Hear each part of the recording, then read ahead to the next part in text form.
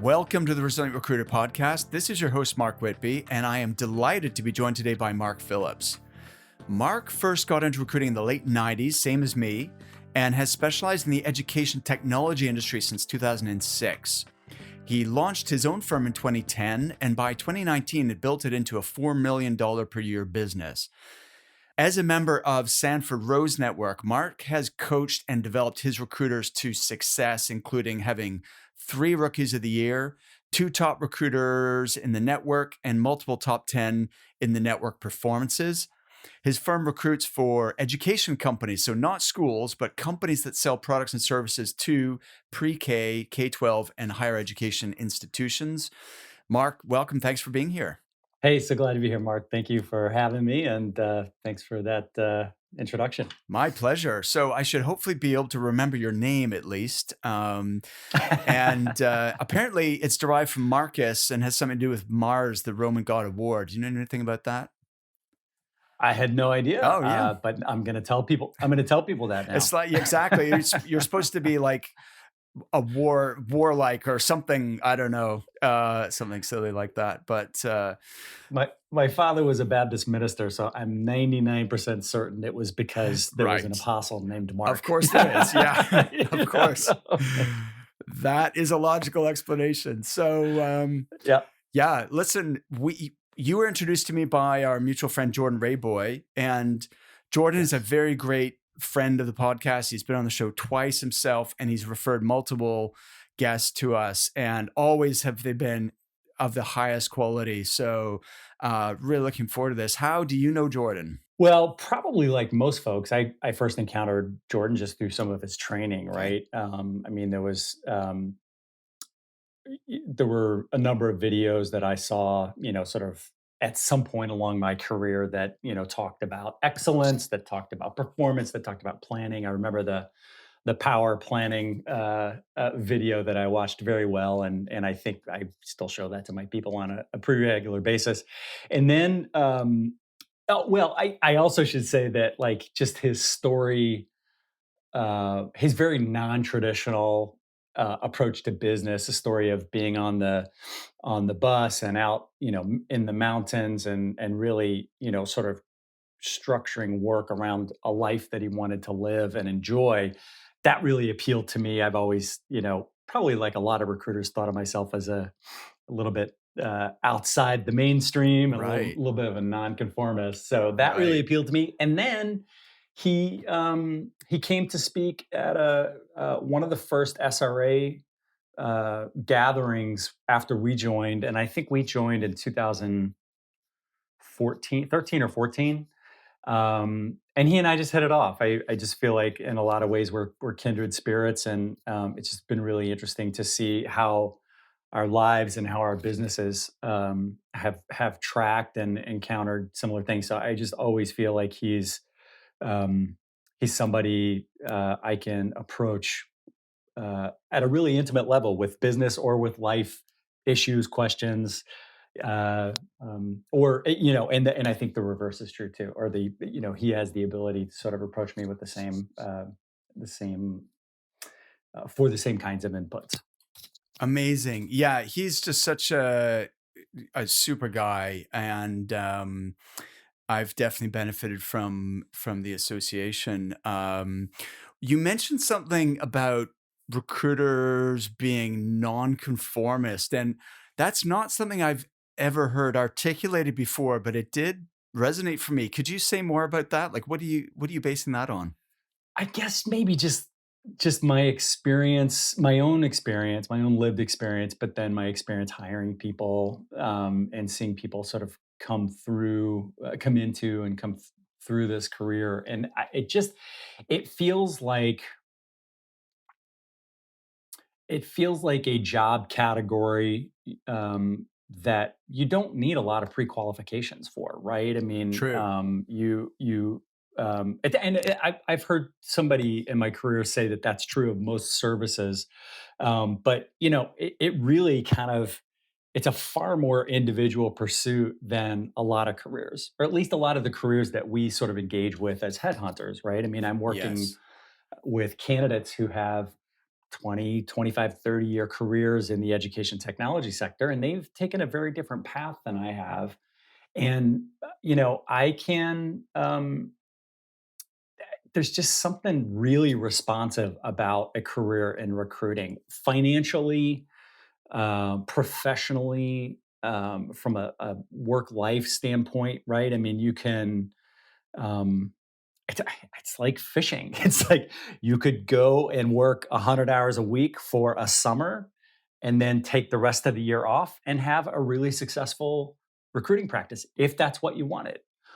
You could recruit 20 hours a week if you wanted and have a very successful recruiting practice. Like it just feels like it's a career that can take whatever shape you want, and I think it attracts people who appreciate that, who for whatever reason felt like they knew better or they didn't fit in more traditional environments. Huh. And I studied poetry. I was a lit major and Oh, cool. graduated in the recession in the early '90s. So like my even my education, coming out of high school and my educational endeavors, I just I felt like I was different, and there was just something about recruiting that felt like it scratched that itch and continues to, these many years later.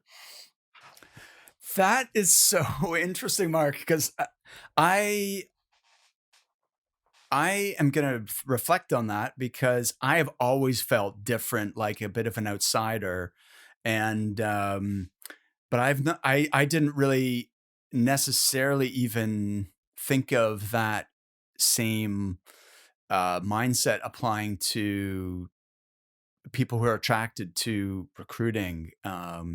I certainly feel that it is a common trait of people who decide to go it on their own and start up their own firm.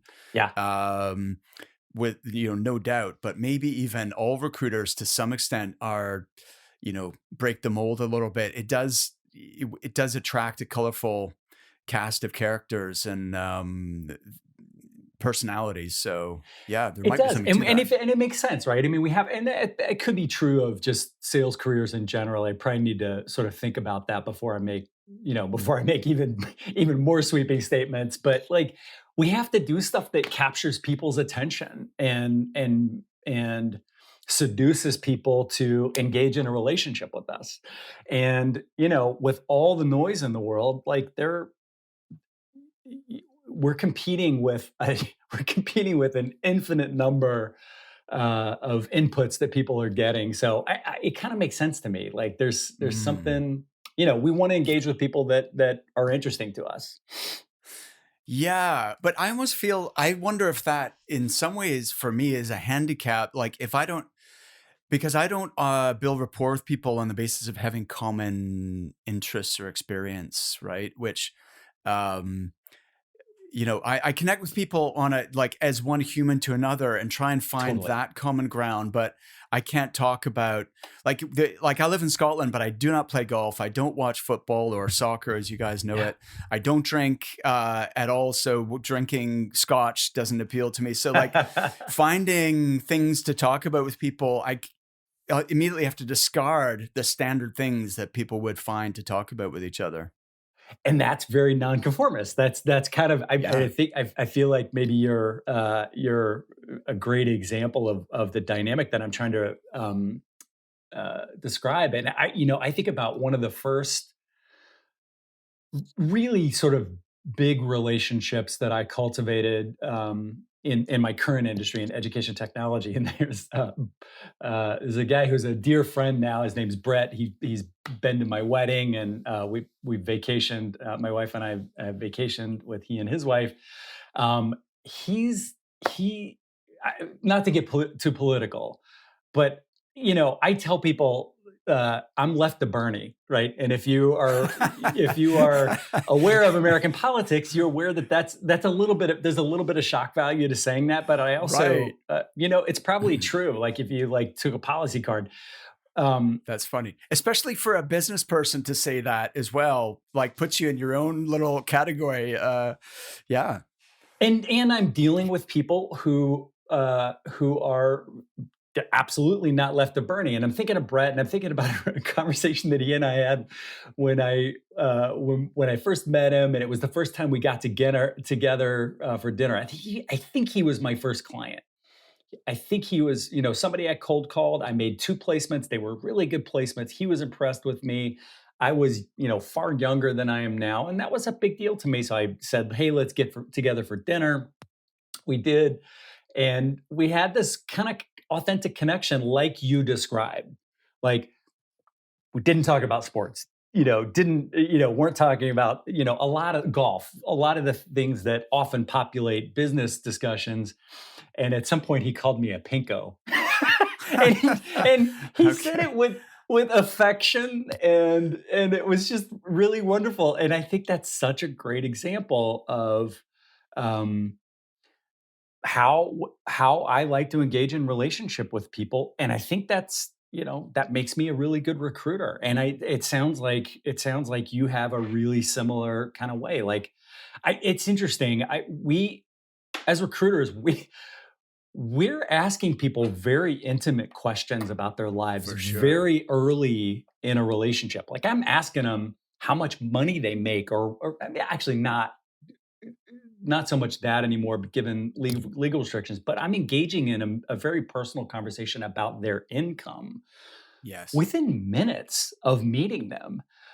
Like, that means I have to send signals of trustworthiness. I have to send signals of authenticity. Like, I'm not just using this information to, as a lever for something else. Like, and I don't know. I think the good recruiters, like, that's a superpower for them, for us, for you, for me. Like, our ability to maybe avoid traditional trappings of interests and really get Mm. at the heart of, like, the people. And Mm. so I, yeah. okay. I'd like to follow this thread because this is not on my list of things to ask you about today, but Yeah. since it's come up, like, how do you do that? Like, what is your approach to building trust with people quickly and creating that connection so that they do feel comfortable opening up to you and talking about their ambitions, their issues in their current situation, what they're happy with, what they're not happy with, and then allowing you to guide them to something potentially better. It's interesting. I think that I don't know if it's going to be a super organized response. So I think you have to have a real keen ear for defensiveness, and Hmm. you have to immediately be aware if you have asked a question in a way that's pushing somebody into a defended territory. And you just have to have a real knack for communicating, asking the question, communicating the information, asking a follow-up, maybe pushing them a little bit. You have to have a keen ability to do that while also saying, "Hey, we're in this together. Like, Mm. I don't win if you don't win." Like, it's the classic Right. sort of sales concept of win-win. I don't really, Yes. like, that's not in the front of my consciousness when I'm talking with folks, but it's certainly a dynamic that I'm 100% engaged in all the time. And, Mm. like, there's so many bad actors in the world. Think about the email. Think Yeah. it's just about, like, navigating your inbox. Like, how quickly you have to decide, "Oh, that's not worth my time. Yeah. Oh, that's spam," or it's not spam, but I'm not. I, that's there's 10 minutes I'm not going to get back if I answer it. So Yes. like, we're just flooded with stuff that we're having to measure against our personal interest all day long. And I have to assume that that's true for everybody that's on the other end of the call, the other end of the Zoom. And I just have to be really good at keeping an ear for it and quickly backing away and saying, "Hey, just heads up, sounded like that landed wrong. I want to make sure that I'm, operating as an agent for you, because if I'm not, this doesn't work. So you can have any answer that you want, and we can decide, you know, we could decide on a universe of outcomes of this conversation. But I just need to know that I need you to know that I'm not successful here unless you're successful. So I don't want this to feel like this is the Mark show. I use that language a lot. I don't want you to feel like this is a Mark show. I use it internally with my team. I use it when I'm hiring people, and I also that's specific language that I use in recruiting calls. Does that Mm. get toward an answer to your question? It does, and it sounds like it's a combination of just sort of natural, innate desire to and curiosity and interest in people, but then you you mentioned there's some language patterns that you use, and you shared one of them, like, this isn't the Mark show, this is about me being your agent and us, this has to work for you. Are there any other shortcuts or structures or phrases that you find helpful in order to create that rapport? Um, if you listen to call recordings of mine,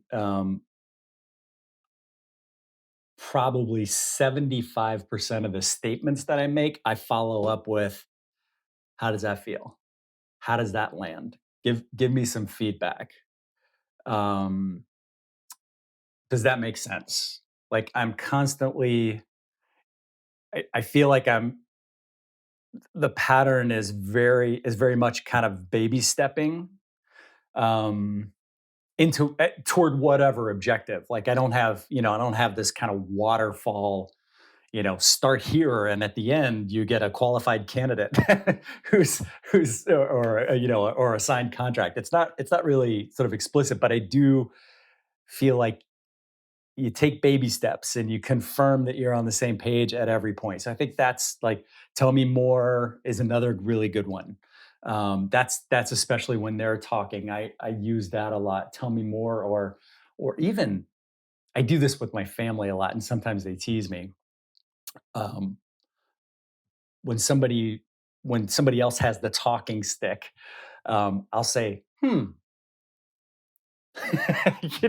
and just leave it there. Just hmm. And people like to talk. Yeah. People like to talk, and they like to feel like you're interested in them. And is just this kind of rich statement of interest in what they're saying and how they're saying it and what they might have to say next. So those are some other um, tools that I think are on in pretty regular rotation with me. Those are the ones that Yeah. come No, quickly no, to that's mind. good. That's good. And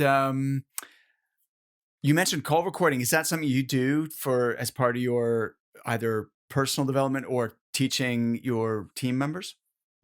We do.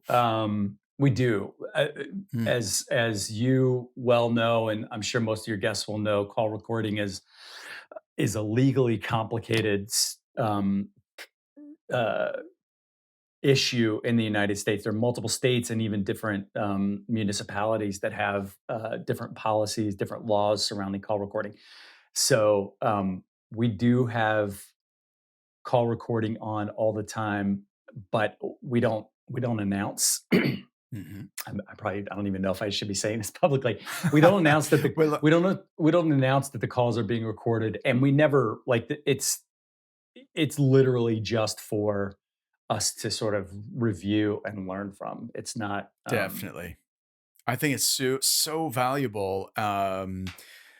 And we we actually have a relationship with a company, and I'm gonna need to rack my brains to remember what they're called, but they had a really cool software platform where they record all your calls and like they integrate with whatever Ring Central or whatever cloud-based VoIP platform you're using, and they allow you to analyze those calls, but using AI so that you don't have to literally listen to every call. Because if you've got a team of 4 or 5 people on the phone all day, you don't, you couldn't wade through all those calls, right? But what it does is, first of all, it transcribes every call and looks for keywords. And it will then tell you, for example, in Mark's call today with Bob, Mark was talking 72% of the time and Bob was talking 28% of the time. That's the ratio should be the other way around, right? Or how many open questions he asked, or key phrases that you've told the AI to look out for. Yep. And so then it will bring calls to your attention that it thinks you should listen to. But the goal really is to accelerate people's development so that they get to hear like the greatest hits of Mark Phillips, and what a good call sounds like, and have multiple examples of that. And then, of course, the reverse is also useful, so people can get coaching and even self-coaching on listening back to a call that didn't work out and then trying to figure out what should I have said differently, or what other question could I have asked that might have, been more productive here. And I just think it's such a valuable resource. And it's like, if you're doing it just on Ring Central, it's free, right? It's just a free training resource that's really, really useful. So I've looked at a couple of those tools. One is gong.io, Okay. and I think the other one is called chorus .ai Okay. maybe. And I that's on my list for next calendar year. It's a big enough expense Yes. uh, that I hadn't budgeted for it this year, and we're really focused on hiring and building out some training capabilities this year. So I love the idea, and the demos that I've seen of the product get me really excited. I sort of spin off into all the possibilities that could come from it. And I think I should say that next year my primary job will be opening new markets. Oh. So that's a shift that's happening in our company right now, and I think that kind of resource when you're opening new markets, like a lot of those business development calls, a lot of those initial recruiting calls are going to be mine, because I'm trying to figure out what is this, where's the juice, Ah. what's the real opportunity in this new market. And maybe there's none. I've expanded into a couple different markets where there wasn't a there. And so having a resource like Gong or Chorus or whatever tool like that, I think that's awesome. I yeah, I'm really excited about it. We chose not to spend money on it this year, but it's absolutely top of list for next year. Cool. Uh, those are good resources, and I'm going to need to rack my brains while we're talking to figure out the name of the company that may be worth you checking out as well. Richard Smith is it's like the business development director and co-founder. So they wrote a great book, which we should mention as well, which is about prospecting. So the book is called Problem Prospecting, which is worth checking out on Kindle or on, in fact, there's not an Audible version yet, unfortunately, but on Kindle, check out Problem Prospecting. The company is Allego or Allego. So it's ALLEGO.com. Awesome. So add that to your list of demos. Mark, I'd love to know, like, I guess first big question is growing a firm from nothing to $4 million run rate. Could you talk me through that journey and how you achieve that? Because that's fantastic. And most people never are able to pull that off. So I'm really interested to hear how you did it. We so like a lot of firm owners, I was just a really good recruiter, and I was, I thought enough of myself that I that I thought I could do it better, and so I started my own firm, right? So, but at my heart, at my core, like I'm a producer, and I think that's true of a lot of recruiting firms, and I think that's why a lot of recruiting firms don't sort of break that event horizon, right? For Yes. me, that threshold was right at about $1 million, just under $1 million. And we, like, from 2010 to 2013, maybe 14, like we got up to the high 100, so just under a million, and we kind of stuck there. And I um I knew I knew that I wanted to build, when I started the firm, I knew I wanted to build a firm that would attract and keep people like me, right? I felt like there was something that I could do as a firm owner that would make it, whether it was comp or lifestyle or responsibility or making investments in growth or whatever. I knew that I wanted to build a company that would attract really good producers and then not lose them to starting their own firm. Um, but I kind of hit a wall around $1 million. I had had some early training from Jeff Kay, I and know Karen Jeff. and Nick. And this was pre SRA. I went to, in fact, this was right after I started my firm. I went to a next level exchange owners forum, I think they called it at the time. And that was a central part of their message. It's like, how do you grow a firm that attracts and retains top producers? So I took a lot of their lessons, and a really big one that I remember early on was hire in threes. Remember the rule of threes. So don't just hire one, because then you get over leveraged and over committed to somebody, and you can't sort of flex. And not everybody. This job is weird, and you're going to be taking risks on people and hiring based on aptitude. So you need a volume play. The same way that you need a volume play when you're making a placement, right? You need multiple Yeah. candidates in for a gig.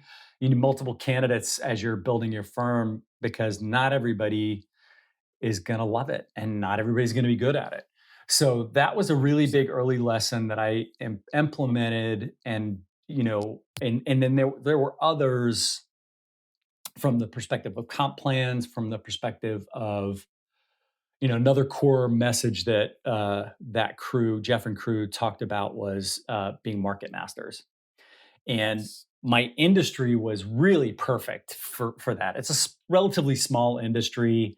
Um, you know, I don't feel like I don't feel like I can say to you with 100% certainty, this is my addressable market.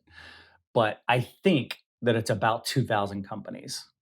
And right now we have 300, between 300 and 500 contracts that we've signed in the entirety of our history. So if those numbers hold up, and if we assume that all of those contracts really are, sort of customer engagement, then I'm at about 25% market penetration. You know, Yes. I probably can't be much more than 50%. Otherwise, there aren't sources, right? So Exactly. Jeff, Jeff and crew really suggested, be a market master, own your space. And so we started messaging that, to clients, and that was good at getting us up to 1 million. Um, and I kind of, like I said, I think we had 2 years where we kind of plateaued. Like we got up to, 900,000, kind of plateaued there. Um, and I went back to an owners forum, like, hey guys, I put all the stuff that I learned into play that got me here, but it's not getting me to the next level. And that's when they pitched me on joining the SRA network. And I think they being the K Bassman and Next Level Exchange organization bought the SRA network in like 2012. Took a little while to sort of figure it out, and then they decided, we want growth minded recruiters. Mm. And I fit that mold. And so I was at the owners forum. They took me out, said, hey, this is what we're doing. We're trying to attract people like you. Would you sign up? It took me 6 months to decide to do that. And so then they became a really big part of my thought leadership. And so all those rules that I had, the rule of three and be a market master and decide how you want to architect your firm, those were all still in play. And I think what got me from 1 million to a 4 million run rate was we implemented a partner program. We got What does that? we offered people the opportunity to earn a partner title Ah, by with production. yeah. And I think at the time it was $400,000 a year in annual production. If you bill 400, you get the title partner, and we celebrate you. We announce that to our market, so that has some benefit to them as they're talking with candidates and clients. And then um, uh, and that meant, and then we did partner retreats. Mm, Um, we uh, we we were at the place that we were um, making we were offering partnership, meaning true ownership in the company that was tied to being a partner title. We were at that level when things fell apart. And things fell apart just for context at the end of really at the end. They were kind of falling apart January of 2019. And then, by May, they really fell apart. And by August, I was back to being a single producer. So wow. Okay. there's a rich story there, but just a couple more bullet Yeah. points on the path from one to four. Um, we got a partner program, which we believed was a strong incentive for producers. We got really rigorous about hiring Mhm. regularly. We had very defined territories that allowed us to hold people accountable to territory coverage. Um, And is that we a s- geographic territory, or is it a sort of sub niche within the education technology how do you both, define a territory? Okay. both. So Mhm. we divided. We looked at our database. We went back and looked at deals, and we kind of saw some patterns. And our industry has a pretty neat separation between companies that make money from K-12 institutions and companies that make money from higher ed institutions. There's a little bit of overlap, but really not less than 10%, right? Um, so that was a really easy division to make. We're going to have a higher ed team and we're going to have a K-12 team. And K-12 does pre-K and higher ed does adult learning. But those were really peripheral kind of businesses. And then I think originally we created three different territories. And honestly, like the business logic, not to get way too in the weeds, but this might be Mhm. interesting for folks as they're considering territories. The business logic was, how do I ensure, like, how many companies can I assign to a recruiter and make sure that they're touching them at least once a quarter? And Right. I think we did the math. This is sort of digging deep in the archives, but I think we did the math and we're figuring, hey, if you're just doing 5 outbound uh, connections with companies per day, that equaled somewhere between 2 and 300 companies. And then you're covering all those companies over the course of the quarter. Again, don't hold me to the math, but I think it ended up being about 2 to 300 per. So we looked at where those existed, then we created geographical boundaries. The first swipe that we took at that was a little weird because our industry, you know, really traces back to publishing companies, and they're very coastal, right?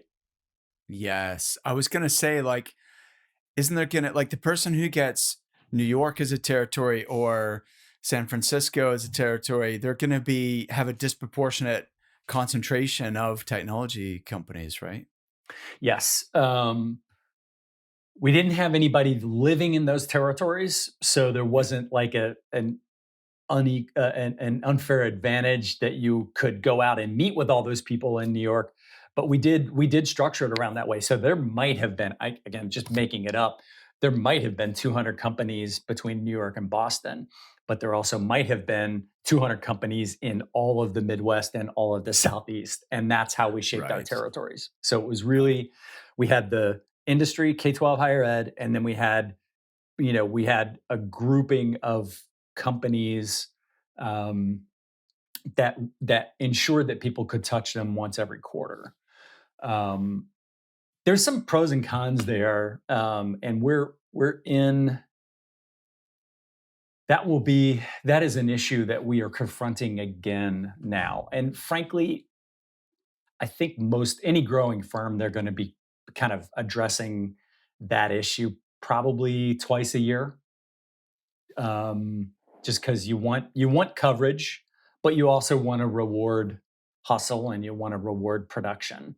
Um, Exactly. Yeah, so yeah, you want to definitely. provide enough protection for your people, but not so much that they just feel entitled to it and they're not really working it. So there's always push and pull, and but that's how that played out for us to get from 1 to 4. Let me think if there's another. So to recap, and by the way, when we talked at the beginning about building rapport, one of the things that occurred to me in terms of being a good conversationalist is, first of all, recapping on what the other person has said and make sure you understood correctly. And then Totally. secondly, signposting where you'd like to structure the conversation next. So the three biggest things you shared were like market mastery. Number two is hiring in threes, so that, because it takes the same amount of time to train three people as it does to train one person, but you're giving yourself a 300% better chance that at least one of them is going to work out, right? And then if you lose one or two out of three, then your whole training process hasn't been completely wasted. And then the thirdly was structuring the way that you reward people and promote people to create retention and um, keep your best producers. Was there anything that I missed? And then just having kind of an organized approach to your market, I guess that might fall into the market mastery category. It probably does. The one other thing that I'll add that just occurred to me is I also hired an assistant who has been with me the longest of any employee, and eh, she's being promoted to CEO January 1st. Oh, So fantastic. yeah, so that's a Yeah. big move for our business, but it Mhm. really has its roots in kind of understanding what some people do well and what others don't do well. I have never, probably like most headhunters, um, like the operational details of the business uh, are like there are very few things that bore me as much as that, and very few things Yeah. that I have. I feel like I can do a lot of things really well. Like the operational details are not my strong suit, and so I'm acknowledging that, putting somebody trustworthy. Like when I hired Katie, and this was back in 2014, and that may sound weird because I said I lost everybody, and I'll explain that in a minute if you want. But when I hired her, I said, "Your first job is to manage me, and Okay. and your second job is to manage my inbox. Like I do not want to be in Right. my emails, but I need to know that important stuff that's coming into email is being addressed." That's okay. So two things about this. Number one, if you have not read Rocket Fuel by Gino Wickman, it's definitely worth reading. Do you know that book I already, or? do, I do, and Uh, we use a we use EOS to a very yeah. large degree. That's the framework for Okay. our leadership meetings for sure. Great. Yeah, we love EOS. My friend Joel Slenning and I run a mastermind group for owners who have firms who want to scale called Apex, and um, some of like we do borrow and some principles in terms of strategy and structure from EOS, but I can totally. When I read Rocket Fuel, I was like, oh my goodness, like this is so true. Like I do not personally have all of the skills and competencies and interests that are required to really grow a company, and I need somebody else to help me. And so that person for me is my colleague Leanne, who has very complementary skills to me. And of course, there's overlap and there's things that we're both good at, but there's definitely things she's good at that I am not. So so I totally get where you're coming from. The other thing I was interested in that you said was someone to manage your inbox, and that's not Leanne's job. She's got her, but that is Rachel's job. And I do not meet many people who delegate that, and I just don't understand why you like every business owner doesn't have somebody at least doing triage on their inbox and clearing out everything that you don't need to see and highlighting the ones that are like, okay, this client needs to be responded to and this thing needs to be handled. And get it from like 200 messages a day down to at least like the top 15 or so that you need to do something with. How long have you been doing it that way? So that was probably, I think Katie started in 2014. Interestingly, she is Mm. not in my inbox now. I Yeah. am not. I am not in deals nearly to the degree now that I was then, and that was the biggest risk. Then was that lost in the all the spam and lost in um, team communications and things like that. A client, an urgent need with a client would escape my grasp or escape my Yeah. view. So I'm back in my inbox now, um, but that was a really key part. Like having somebody that I trusted operationally was really key from getting to 1 to 4 million. Um, Mm. and frankly, it will probably be part of getting back to 4 million under Katie's leadership as CEO. We will probably need to get her somebody Yes. at that level. I'm guessing that could happen as soon as next year for sure. Yeah, Katie is going to need her own assistant for sure to Yep. be able to manage everything coming at her. Um, so just quickly on Sanford Rose, I've had a Sanford Rose guy on the show before, Yosef Kolish. Do you know Yeah, Yosef? I love Yosef. Yeah, I've been in a couple small Great groups with guy. him. Yep. Okay. And so he's someone who, and he and I, chat once in a while and shoot messages back and forth. And we actually have a couple of SRA members in our coaching program as well. So shout out to Dan Toussaint and Kunji Sido, both awesome individuals who I am privileged to work with.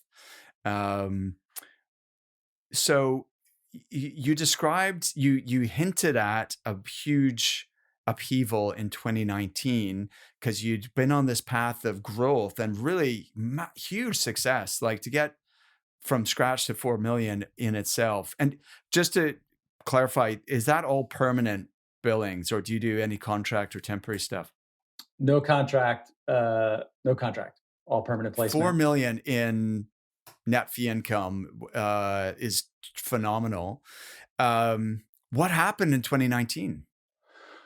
So 2018, we did 3.4 million, I believe. And I had, three partners in place. Um, and but I was not sleeping well. I was drinking way too much. I was smoking way too much. I was really unhappy. Right. Hmm. It was really a stressful environment, and I don't believe that it was just the stress that came from all of the work. It really there were really significant cultural issues at play, and I was trying to figure it out. And it was clear that we were at a place then that the business was very successful. The team was very independent. And I think there this question of like what's next was in front of us, and I had an answer for that. That I needed to be true for me and my income and my ambitions for the firm, and the team had answers for that question that were different than mine, and we just couldn't align. That's probably the simplest way to say it. And I was not flexible enough to either like I could either stick to my guns and keep pushing for what I wanted. I could, be laissez-faire and let them do what they wanted, or I could engage as leaders often need to, and really engage in a persuasive effort with my team and move them or define a shared direction. And really, um, when I sort of think back about that time, I really feel like um, the reason it fell apart was because I approached it from a my way or the highway kind of approach. And the first Mm. the first uh, partner on the highway happened in January, and that was my choice. I felt like that was the right move for the company, for the culture. So I asked one of the partners to leave in January, and by the 1st of May, the other two partners were gone, as were another 6 or 7 people. Like there was a period Wow. like in April, late March or April of that year, where it was just like somebody was resigning every week, and it was just heartbreaking. It was awful. It was terrifying. We had just committed to a 5,000 square foot office that was intended to get us to a 30-person team, and you know Wow. that was not a small investment. So I yeah, I, I'll stop there. I'm sure you have a bunch of questions, but in the end, I feel like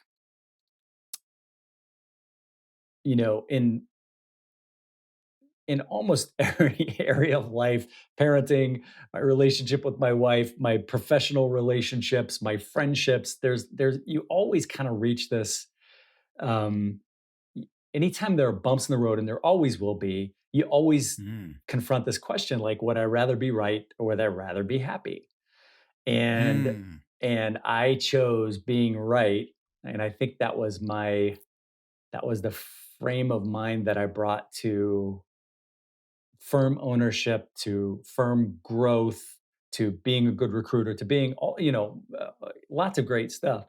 But I chose right over being happy, and that's the simplest way to say it. And when you choose that, you're alienating people. Full stop. You're going to hurt a relationship, and which is fine if those relationships are not important to you. But as a business owner, I would argue that they should be central. Like those relationships and the depth and quality of the relationships that you have with your people, your team members, that should be central to your life. And that will yield happiness, and I believe will also yield growth.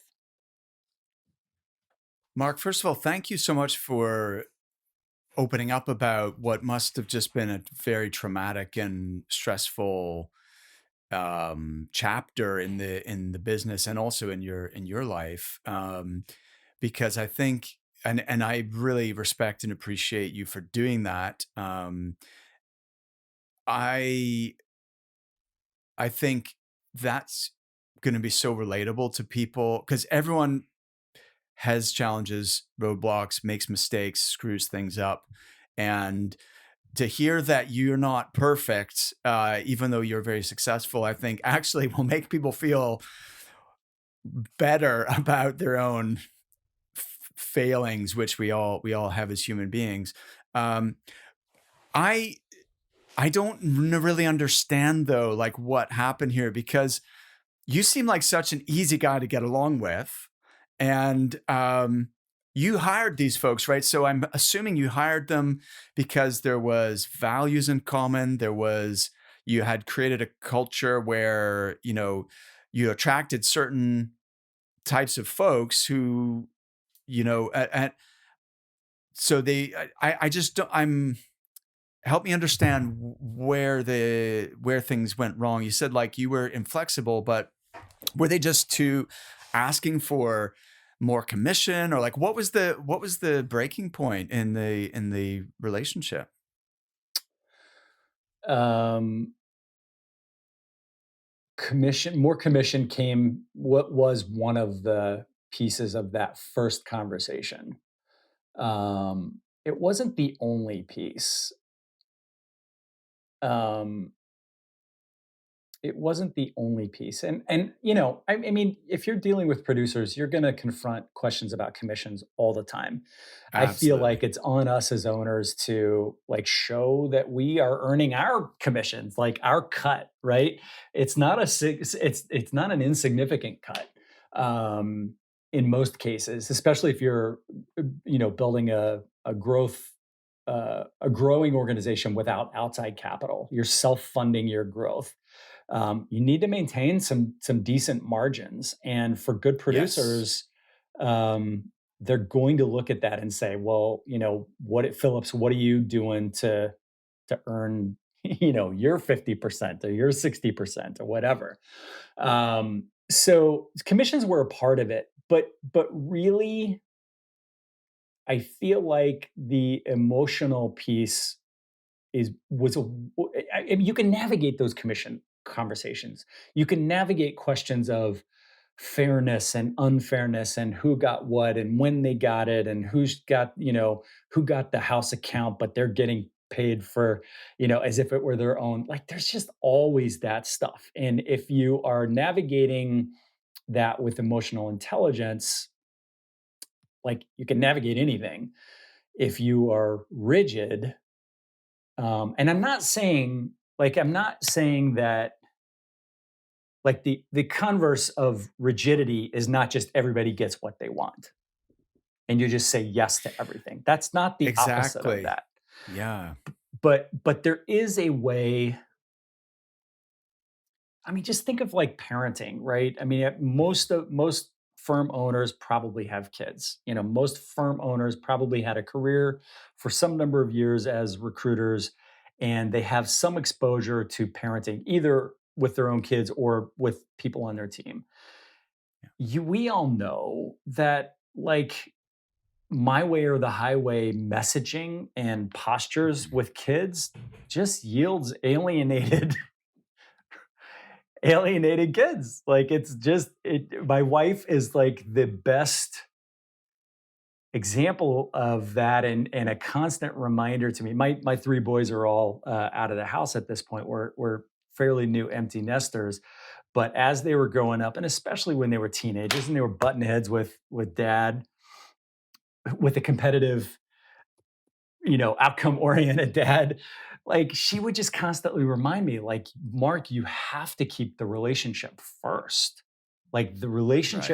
relationship first should be your guiding light. And not everybody is gonna, you know, need the same support. Not everybody's going to need the same accountability. Not everybody's going to need the same. If your only way of sort of determining what the needs are and what your best offering to them is what's the relation is having the relationship first. So I hope that I'm Mm. not being too vague in an answer to your question, but really like the relationship in my mind when I think about Mhm. that time, my relationship with those three partners, my relationship with the team members that rolled up to them Mhm. was not first. And so Mm.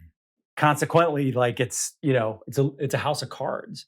So you could look Mm. operationally and say, well, this happened and that happened. You could look from a business perspective and probably find other antecedents.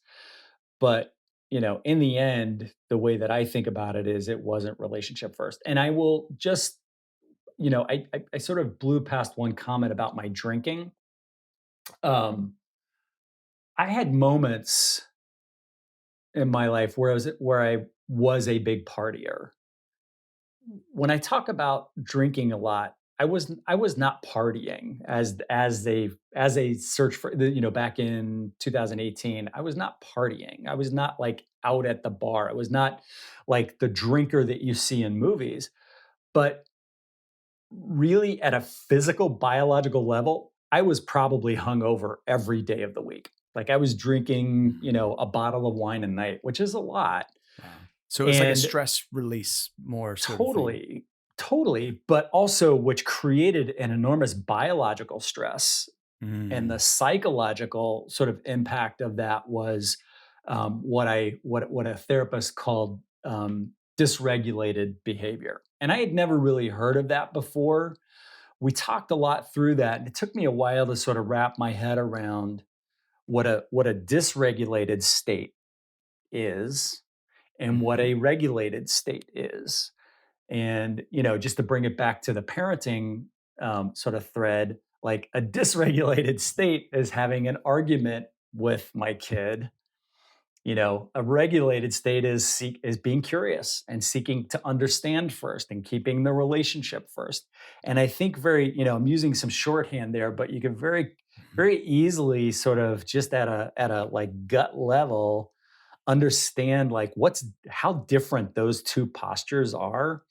And I really believe that, like, I really believe that I was hungover every day of the week for multiple years, and that led to dysregulated relationships with my team. Um, I am not somebody who says nobody should drink. I'm not somebody who says sobriety is for everybody, but I needed a really big pattern interrupt. And that came for me first with tobacco in earlier in 2019, and then December 16th of 2019 was my last drink of alcohol. Um, so coming up on Wow. three years, I guess, That's alcohol free. huge. Wow. That's incredible, Mark. Thank you. Really, the big the big benefit is I can like engage in these stressful situations in my family, out in the world with politics, or with my team. I can do so in a much more consistently present way. Not that I don't have moments of dysregulation, but it's not the like foundation of my emotional engagement with life. And building a firm is stressful. There's no way around that. Recruiting is stressful. Um, Yeah. so, um, M- does that help Mark, sort of shed some light on what happened? yeah, yeah. So what I admire is you're taking ownership and taking responsibility for, the fractures that occurred and led to the sort of um, unforeseen downsizing of the business, which is ultimately empowering, right? Because if you blame other people, then you have no control. If you take responsibility, then now you can do something to change and to produce a different outcome. So I think that's great. In your defense, though, there is a inherent problem, I believe, with the business model of hiring and seeking to create big billers. And Mm, what I mean by that is um, that the big biller persona, and I don't want to generalize and lump everyone together, but often is more selfish rather than thinking about others, thinking about team, thinking about the company, and doesn't necessarily play nicely with others, and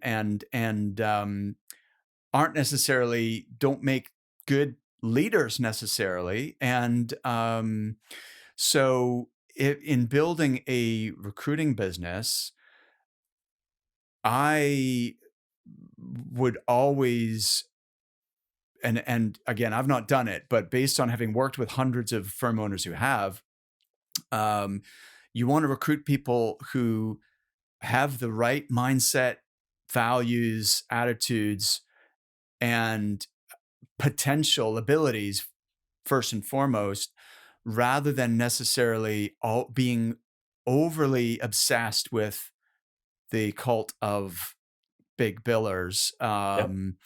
And especially because it then, if you're a significant portion of your revenue is reliant on a small number of people, Yep. that's a huge risk, Yep. right? And it also means that if, from an integrity point of view, if you know someone is not right for the business, or you don't, maybe they're not treating fellow team members right, or maybe they're pushing they always want more commission or whatever, and they're a prima donna or whatever, then as the owner, if they're bringing in a huge percentage of the revenue, it puts you in a really difficult spot where you have to decide, like, for the good of the business, this person needs to exit, but that is really going to hurt. And like I say, of course we want everyone to do their best and to make good money. Um, but I would rather have a business with, 20 average producers and a couple of, big billers, rather than 5 super billers. Does that make sense? 100%. And I'm so glad you kind of teased that, because if I think, and I do think about my business, version one and version two, right? Version one imploded in 2019, and we uh, started building version two in late 2019. Um, we are not Version one was 100% focused on attracting and motivating big billers, and I was good at it. You know, I could hang, and they, I think, looked at me as a kindred spirit, as a kindred Mm, big biller. Um, yes. we are consciously avoiding. It's not that I don't want people to make money. To your point, I Yes. do. Um, but we have structured things. From We pay high salaries now.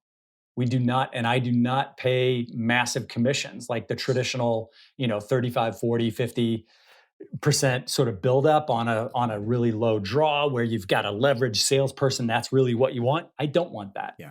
Yeah. I want people that feel good about their lives. We have now, my team, I think we have four parents of very young children on our team right now. Mm, Five. You know what that means. That means kids are sick. That means doctor's appointments. That means school stuff. That means, a whole host of things that most big billers just ignore, or they have a spouse that just takes care of that stuff, and they're really not engaged in their personal lives. We are really focused on supporting people with a great benefits plan, with a good salary, with a good living. Like, I would rather, to your point, I would rather have 10 people making 120, $150,000 a year than 3 people making $400,000 a year. And I used to exactly. really, like, just sell that big biller story all day long.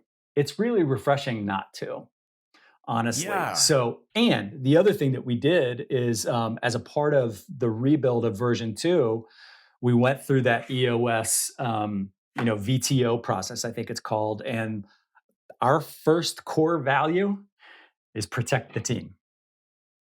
Nice. Love And it. that means so many things. Like, really, when you like play it out, uh, it means so many different things, so many more things even than when Katie and I came up with that as a core value. But we really intentionally wanted to rebuild the firm with people who are cool with each other.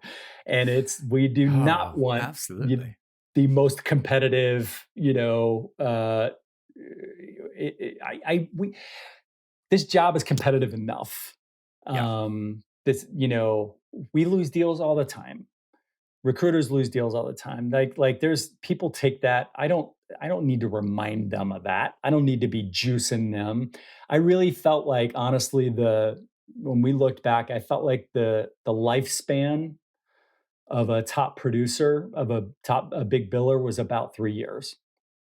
It's unsustainable. And I see that dynamic in at play in other parts of my life. I'm a big trail runner, and I ran my Cool. first 100-mile race this last year. And Whoa, you that's a see long way. it is you see, and I finish either. I don't want to oversell that, but I dropped out at 62 miles, which is great. That's an Not what amazing I accomplishment. not what I wanted.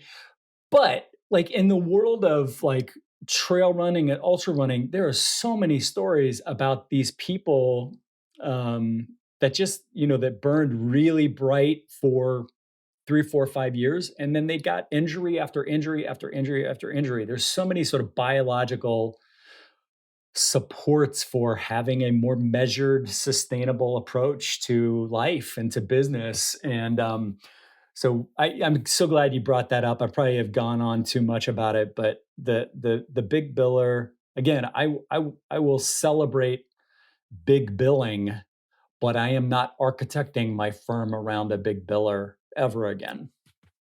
Absolutely. That's such a great insight.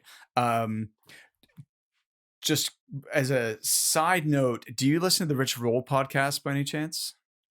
I do. I love Rich Roll. He's a big Okay. one, and All he right, cool. also he talks a lot about sobriety and the role of sobriety Yeah. in his life. And he lives near me. Oh, He actually cool. he runs in the Santa Monica Mountains, Yeah. Big which is Sur kind or of something. Is that right? no further south. He's in No. Malibu.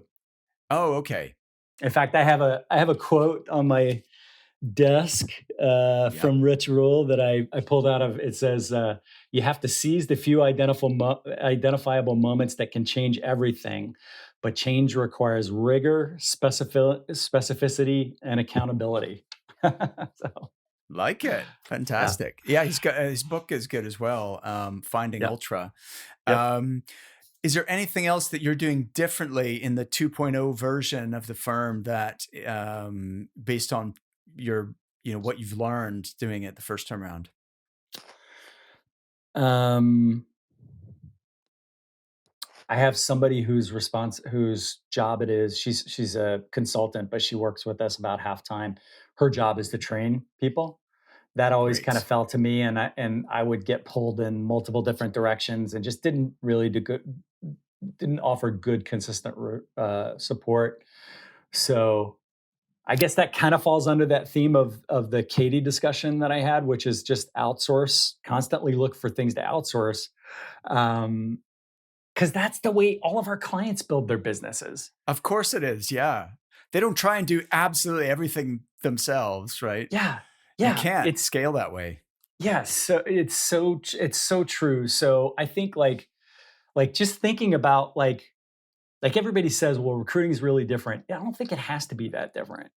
And it's only that different if you're an owner who just thinks they know everything and you need to be, sort of in everybody's business 24/7. But if you really can think about like how scaling businesses are built, it's through specialties, right? So we have so the but the we always had dedicated research, and we do now again, but the dedicated training is new. Um, I hired a full-time marketer this year, and she ended up Cool. moving over into production just because she was really good at it. But um, Interesting. that's another example of just saying, "Hey, here's this capability that our business needs to grow, and let's hire around it." Um, Great. we're doing our annual planning meeting in a couple of weeks, so I assume that there will be more manifestations of that principle. Just having divisions of labor, there'll be more manifestations about that in our budget and our hiring plan for next year, but I don't know yet what they are. um I think yeah, you got to have some people in your business that are operationally minded and that can Yeah. document that stuff, right? So we've tried to be Totally. really good about having SOPs for everything, and I'm terrible at following SOPs, but I'm good at I will be held accountable to them. If somebody says, well, we just wrote that last week, then I'm like, oh shoot, I needed to pay more attention there. Um, and I think I think the other part of that hypothesis playing out in version 2 is tied back to promoting Katie to run our business. Like Yeah, we just had a $500,000 quarter, which is our biggest quarter in fantastic. version 2. So that's a 2 million annual run rate. My hypothesis is that this industry is probably about a $5 million business. But I think that all the tools are in place and the talent is in place to get from 2 to 5. And like, so I'm stepping out. I'm giving Katie the responsibility, the accountability. Um, I will be a very active board member and mentor to her. But I really think our education technology business, as it's defined now, has everything it needs to grow. And really, my big job is to get out of the way. And then, and now I'm pivoting, or will pivot, fully January 1st to evaluating new markets, looking at new specialties, and really kind of playing a more strategic growth role for the firm. Um, That's so cool, Mark. Um, So listen, some of the stuff we're talking about in terms of scaling, our listeners might be interested. We have a webinar that Joel and I hosted called "How to Build an 8-Figure Recruitment Business That Runs Without You," and we go into our 9 pillars of a scalable recruitment business. So if anyone listening wants to watch that webinar or download slides, it's recruitmentcoach.com/scale.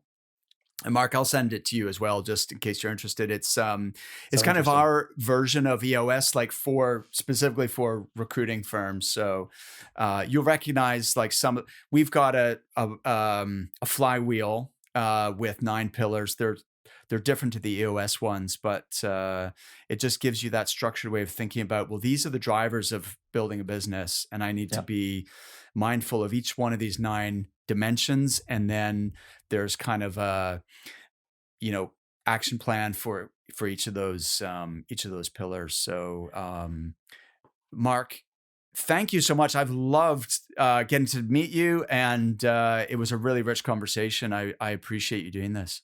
Absolutely. I appreciate the opportunity, and it's always good to sort of have a chance to sort of reflect on things and sort of tell the story again. And I have a couple takeaways that I'll take back into my own practice and into my team. I can't wait to review those 9 pillars that you put together, and I'm so grateful for the interest and for the great conversation, and thank you. Thank you, Mark. I'm grateful as well, and let's keep in touch. All right, sounds good. Take care, Mark.